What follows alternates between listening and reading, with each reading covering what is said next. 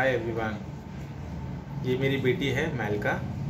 इनको काफ़ी 2-3 हफ्ते से मतलब एलर्जी फील हुआ था।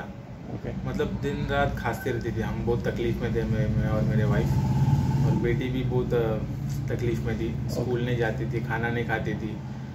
अगर ग्लास में पानी भी देगा तो मतलब उल्टी करती थी, उतना प्रॉब्लम हो गया। Then we took her to allopathic में से दवा ट्राई किए थे हम, बट उसमें से कुछ पता नहीं चल रहा था कि उनको क्योर हो रहा था कि नहीं, बट रोज वही था, सेम था।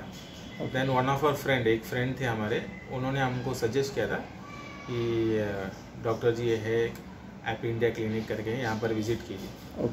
तो ट्रस्ट में हमने यहाँ से दवा लेकर गए थे।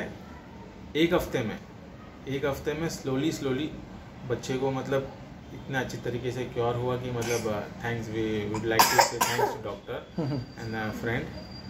एंड अभी बेटी मतलब बहुत अच्छी तरीके से मतलब अभी खाती है, पीती है, स्कूल जाती है, खेलती है। I would suggest everyone to visit this clinic. Trust me, everything will be good. Homeopathy के बारे में आपका क्या कहना है?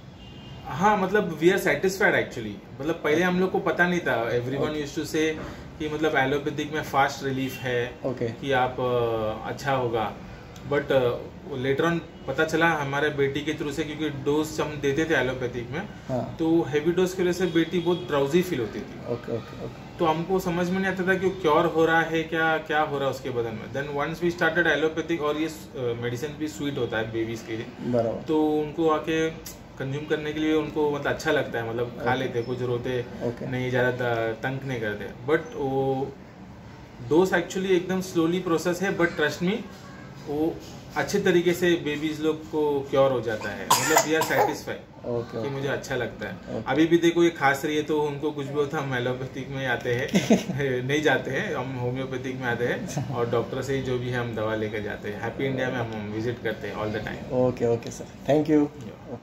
Hi ma'am, thank you.